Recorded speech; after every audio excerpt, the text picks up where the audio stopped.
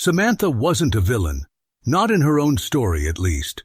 Sure, if you asked her ex-husband, his family, or, well, most of their mutual friends, they'd probably have a few choice words for her. But Samantha? She saw herself as someone who had simply made a few strategic miscalculations. Now, sitting alone in a tiny apartment with a 4-month-old baby that looked nothing like her ex-husband, she could at least admit that life had not exactly gone as planned. Let's rewind. At 24, Samantha thought she had won the jackpot when she met Trevor. He was perfect on paper. A software developer at a tech startup, stable income, owned an apartment and, get this, actually planned dates instead of just texting you up at 2 a.m. A man like that? Her mother practically prayed for her to lock him down. And lock him down she did. 6 months in, they were engaged. A Pinterest-worthy wedding later, they moved into a cute little starter home, and life seemed picture perfect. Then Alex happened.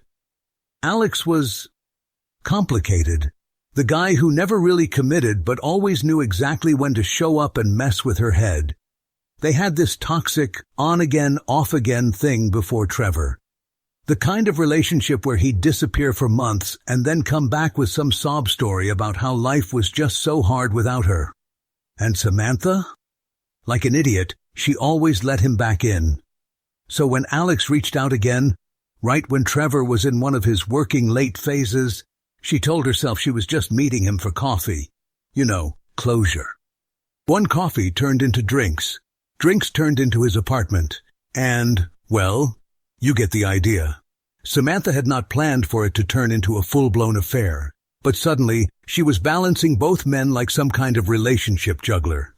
Trevor was still the stable, doting husband, while Alex was the thrilling, unpredictable mistake she couldn't quite let go of. And then she missed her period. Panic set in like a wrecking ball. Trevor and Samantha had been trying for a baby, tracking ovulation, following all the rules. But she and Alex had also been reckless. Sitting in a Target bathroom, staring at a positive pregnancy test, she did what any rational person would do. Mental gymnastics at an Olympic level. It had to be Trevor's. It just had to be. They'd been actively trying. The fact that she had slept with Alex around the same time? A minor, completely ignorable detail. That night she told Trevor in the most elaborate, picture-perfect way possible. Tiny baby shoes in a gift box, his favorite dinner, the works. His face when he saw the test? Pure joy. The kind of joy that makes you feel like the worst person in the world when you know you don't deserve it. The next day, she deleted every message from Alex and blocked his number. This was the right choice. Trevor was stable, reliable, a future father who would actually stick around. Alex? Alex could barely keep a job. What Trevor didn't know wouldn't hurt him. Besides, their baby was going to have the perfect life. Or at least, that's what she kept telling herself. For the first few months, Samantha had convinced herself she was in the clear. She threw herself into being the perfect wife, wearing the cute matching pajama sets Trevor liked, cooking his favorite meals even when morning sickness had her on the verge of throwing up, and posting over-the-top pregnancy updates on Instagram about how blessed she was. The more people who saw them as the perfect couple, the easier it was to keep up the illusion. She needed Trevor to stay distracted, so she made sure he was deeply involved. Baby name lists, endless trips to baby stores, long discussions about parenting techniques, anything to keep him looking forward, not backward. And it worked. For a while. But Samantha wasn't an idiot. She knew the real test would come when the baby was born, so she started planting little seeds early. She'll definitely have your eyes, babe. Oh, I just know she's going to inherit your nose. She's going to be a mini you, I can feel it. Convince him early, convince him often.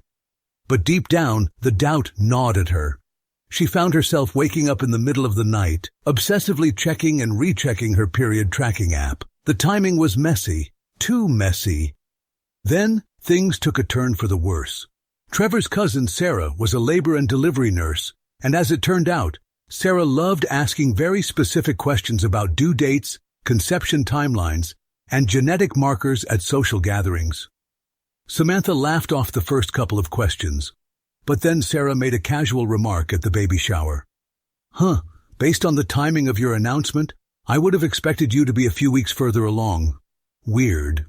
And just like that, Samantha felt her entire world shift. She saw it. The way Trevor's face changed. That moment when a puzzle piece clicks into place. He didn't say anything at the party, but she knew. He was thinking about it. That night, Samantha walked into the living room and found Trevor deep in investigation mode, scrolling through their old texts, comparing dates, staring at past social media posts. Her stomach dropped. Panic mode. Activated. "Babe, why are you acting so paranoid?" she asked, forcing her voice to sound hurt. "Don't you trust me?" Usually, that was enough. Usually, Trevor would feel guilty for doubting her and drop it. But not this time. Instead, he just sat there staring at her. So she escalated. "I can't believe you're doing this while I'm carrying your child. The stress isn't good for the baby." Still nothing. All right. Time for the nuclear option. She called his mom. Sobbing, she painted herself as the poor, stressed-out pregnant wife whose husband was suddenly acting irrational and paranoid. His mom, predictably, took her side. For a moment, Samantha thought she had won. And then Trevor dropped the bombshell. "I already ordered a prenatal DNA test." Her blood ran cold. No. This was not part of the plan. Samantha lost it. She screamed about how he was trying to kill their baby with unnecessary medical tests, accused him of violating her trust, even threatened to leave him if he didn't drop this nonsense right now. But for the first time ever, Trevor didn't budge. "If there's nothing to worry about, then the test shouldn't be a problem, right?" he said, voice infuriatingly calm.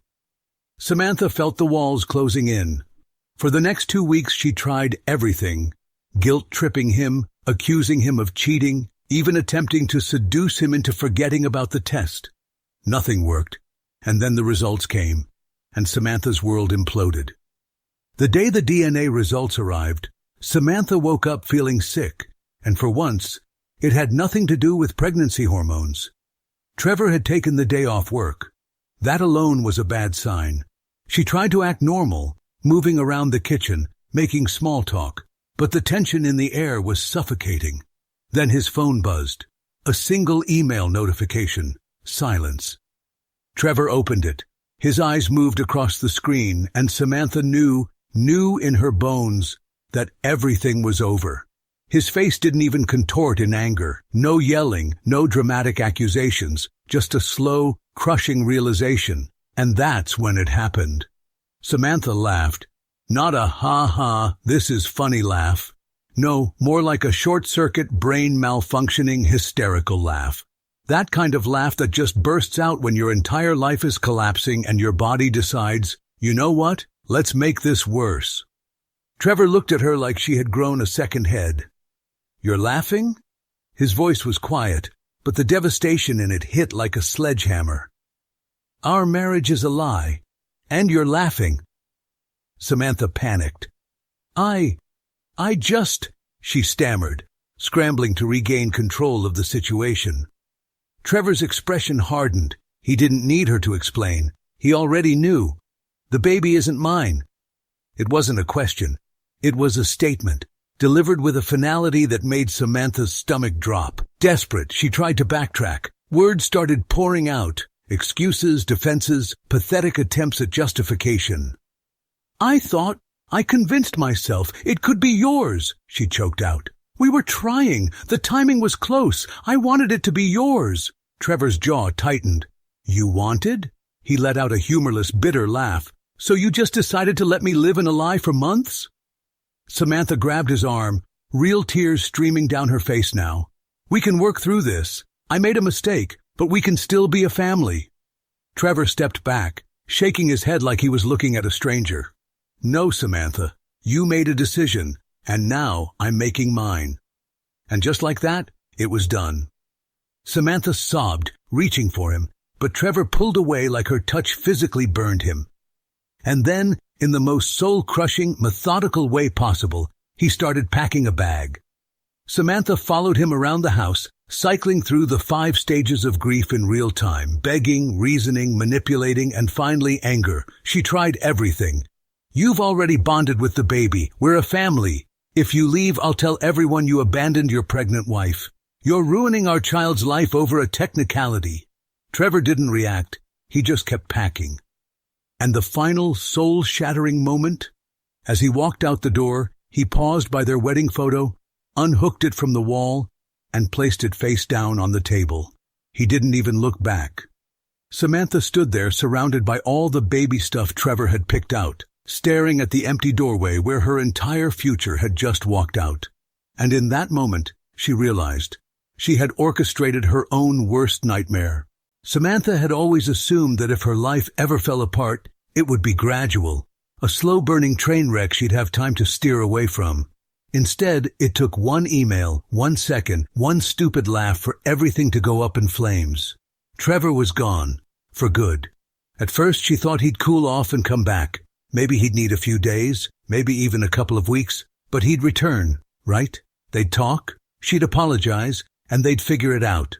Wrong, because Trevor wasn't just gone, he had erased her. Blocked her number, deleted every trace of her from his social media. It was like she never existed. And then the divorce papers arrived. Fast. Trevor had wasted 0 time. His lawyer had prepared everything. Detailed timelines of her changing pregnancy dates, saved social media posts, deleted messages he'd recovered. The whole thing made Samantha look as calculating as she now realized she actually was. And the worst part? She had no defense. She tried one last trick, the old faithful, playing the victim. She made a long, dramatic Facebook post. "Life doesn't always go as planned, but I will stay strong for my little one. Some people run when things get hard, but a mother's love never wavers." You know, the classic bait for sympathy. But it didn't work, because Trevor had beaten her to it. He had already told their family and friends everything, and he had proof. Instead of sympathy, Samantha got radio silence. The people who had gushed over her pregnancy posts? Gone. The friends who had commented, "So happy for you guys," on her ultrasound pictures? Unfollowed her. Even her own sister texted her, "I just need some space to process this." And then the final blow. Her mom. Her ride-or-die, always on her side mother, who sat her down, sighed, and said 6 words that crushed her more than the divorce papers. "I raised you better than this." Samantha felt like the world was closing in. And then she got the biggest slap of reality yet. Her first solo prenatal appointment. Sitting in that waiting room, she watched all the happy couples cooing over ultrasound pictures while she clutched a folder labeled Single Parent Resources. Even the nurse, who had once gushed over Trevor's excitement as a soon-to-be dad, barely made eye contact. Samantha had spent months obsessing over keeping her secret, twisting reality, dodging questions, manipulating the people around her. And for what? So she could sit there, alone, knowing she had destroyed the one thing that could have actually been real? She had Trevor. She had the life she wanted. And she threw it away. For what? For Alex? She didn't even have him anymore. Trevor was gone. She even tried to unblock Alex and let him know she was pregnant by him. After this message, Alex did not reply and just disappeared. She had nothing left but the consequences of her own choices, and that's when it hit her. She wasn't just the villain in Trevor's story. She was the villain in her own. Samantha had never truly understood what rock bottom looked like. Now, she had a front-row seat to the experience. Her cute starter home with Trevor, gone. Her financial security, gone. Her carefully curated image of a perfect life, obliterated. When the lease on the house ended, she had no choice but to move back in with her parents, a humiliation she hadn't fully processed until she was standing in the driveway, watching her dad unload baby furniture from the back of a moving van in complete silence. That was worse than yelling, worse than the disappointment in her mom's eyes. Because silence? That meant he had nothing left to say. And when your own father can't even look at you, Well, it turns out that hurts more than getting dumped. But hey, Samantha was still Samantha. She still had one last delusion left to cling to. Maybe Trevor just needed time. Maybe he wasn't completely done with her. So naturally, she made the absolute worst decision possible. She started checking his social media obsessively. And that was how she got hit with reality check. Trevor was doing just fine. Actually, he was doing better than fine. His sister posted a family picture. There was Trevor, smiling, surrounded by people who still loved him. Samantha's fingers tightened around her phone. How could he just move on so easily? Then, the final gut punch. A new post. Trevor at some fancy rooftop restaurant, with a girl. A gorgeous, effortlessly put together, no hidden secrets, probably has never lied about a DNA test in her life kind of girl. And the caption? New beginnings. Learning to trust again. The comments were full of support. You deserve this, man. So happy for you. After everything you went through, you deserve real happiness. She's beautiful. Wishing you both the best. Meanwhile, Samantha's last post, her attempt at a vague sympathy-baiting, life doesn't always go as planned, rant, had exactly 3 likes, all from spam accounts. The worst part? She wasn't even angry at Trevor. She was angry at herself, because deep down, under all the lies, manipulations, and bad decisions, she knew she could have had that life. If she had just not been an idiot. If she had just been honest. But instead, she was alone. Holding a baby that looked exactly like Alex. Just the universe's way of making sure she could never forget what she had done.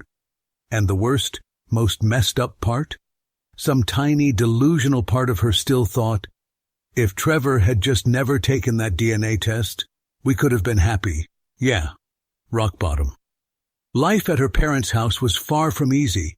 Samantha had never been the type to enjoy being under someone else's roof, especially when every glance from her father was filled with silent disappointment, and her mother's attempts to be supportive came with an undertone of sadness. They helped, of course. They made sure she and Ava had everything they needed, but it was painfully clear that they wished things had turned out differently. And honestly, so did she. For the first time in her life, Samantha accepted that no one was going to fix this for her. No amount of crying, manipulating, or self-pity was going to change the fact that she had messed up and now had to deal with the consequences. Sitting around and wallowing wasn't going to give Ava the life she deserved, so she made a decision. It was time to take responsibility. She searched for the cheapest apartment she could find, something tiny, something barely bigger than a shoebox, but hers. The idea of leaving the safety net of her parents' house was terrifying, but she needed to do this. She needed to prove to herself, and everyone else, that she could stand on her own 2 feet. With what little savings she had, she put down a deposit and moved in. The apartment was small, the furniture second-hand, but when she sat down on her own couch, in a space that was completely hers, something inside her shifted. This wasn't the life she had planned, but it was her fresh start. Next came the job hunt. Samantha needed something remote, something that would let her take care of Ava while also making enough money to survive. At first, it seemed impossible, but she kept looking, kept applying, kept trying, a new skill she was still getting used to. Then, finally, a breakthrough. A couple of small freelance gigs, nothing big, nothing glamorous, but a start. The pay wasn't much, but it was hers, earned through her own effort, and that meant everything. Despite everything, she wasn't completely alone. Her mother and sister came by regularly, bringing food, helping with Ava, making sure Samantha didn't lose her mind in the endless cycle of diapers and late-night feedings. In the past, she might have resented the help, seen it as pity.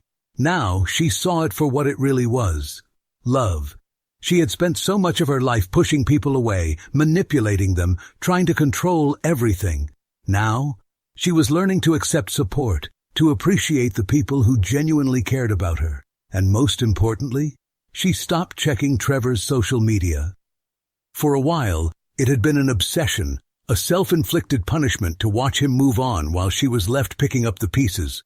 But one day she realized she didn't care anymore. Not because she had forgotten him, not because she had completely forgiven herself, but because his life wasn't her business anymore. She had spent too long living in the past, and she finally understood that the only way to move forward was to stop looking back. Yes, she was a single mom. Yes, she had made some of the dumbest decisions imaginable. But she was still here. She was still fighting. And for the first time in a long time, she truly believed that she was going to be okay. If you enjoyed the story, please subscribe to the channel. I wish you a great mood and good luck.